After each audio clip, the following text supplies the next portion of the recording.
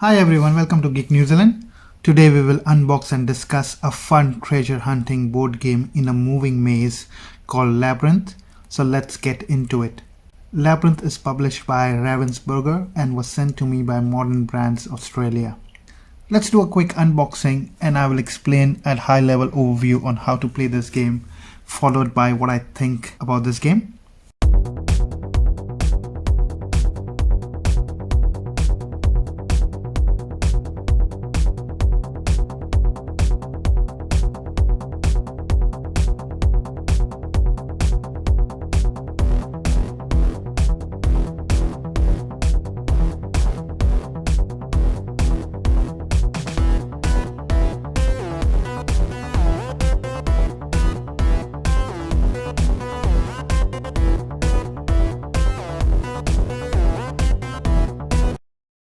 To set up, shuffle the path tiles face down randomly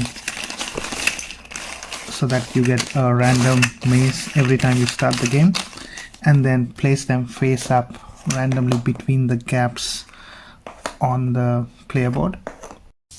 You should get one leftover tile, which will be your tile we use to push the tiles out of the board. The arrows here indicate that this row or this column you can push it out. Then place the player token based on number of players. Let's set up a 4-player game, so this will go to the blue token here, this will go to the yellow, this will go to the green, this will go to the red, and then you shuffle the treasure cards. Give it a good shuffle and then divide them equally between the number of players. So we are setting up a 4-player game, so we'll do four piles. Hand this to each player to keep it face down with them, and they secretly look at the top card and look at the treasure where they will be aiming to go without revealing it to anybody else, but they are allowed to only see the first card. So for the demo purposes, I'll just keep it open here. This player is trying to go to this ghost, which is here. The yellow player is trying to go to this book, which is here, and so as the blue player, and so as the red player. On your turn, insert the extra path tile into the game board where one of the arrows is until another path tile is pushed out of the maze on the opposite side.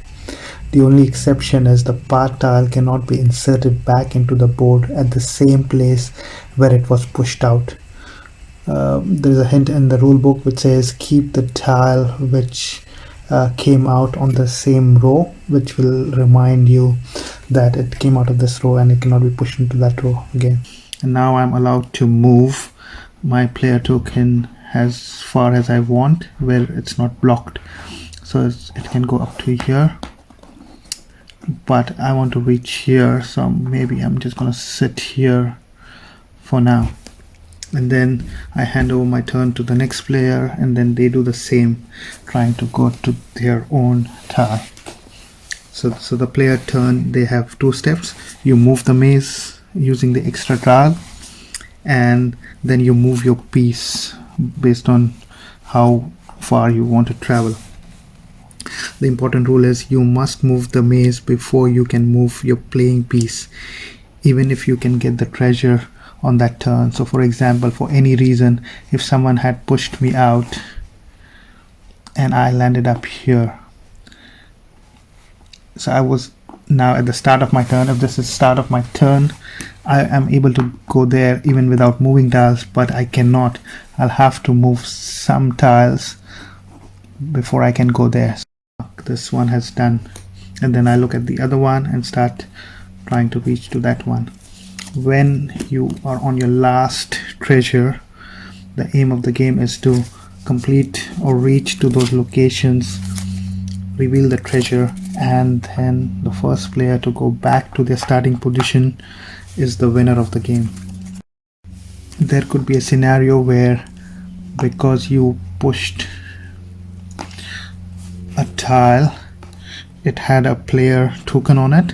So if this was the case where the player was moved out of the board, This becomes the tile for the next player to move, but the player token goes to the opposite side from where the tile was pushed, and this movement is not counted as player's move turn. Final thoughts. I played this with my daughter. She's a 6-year-old. Even though the game criteria says age is 7+, but she likes puzzle games. Azul is her favorite one, so this was a very natural game to her. With my daughter, we played a simpler version rather than distributing the treasure cards between the players. I just laid down all the treasure tiles and I said whoever wants to go whichever treasure, once they go they turn it over, and once everything is turned over, the first person to go back to their starting tile is the winner. And then she loves this variation of simple play. I played this with my gaming group. They quite liked it, but the gameplay sometimes takes a lot of time as you're about to reach to your location, but someone else moved the tiles before your turn, and then you'll have to start over again, or you have to think of a new strategy. So we made a house rule that when we distribute the treasure cards, instead of looking one at a time, they are allowed to look at all of their treasures, and they are allowed to go to any of their treasures, and then once they reach there they just show us, and then as it's claimed. This made the game much faster and more enjoyable for us. So I would definitely recommend this puzzle game. It's a very good game for the kids who will learn decision making, problem solving, and definitely a lot of good family time. Thanks for watching the video. Please consider subscribing to my channel if you have not already. If you like this video, please like and share, and please keep sending me your review requests and I will try my best to do them. Thank you.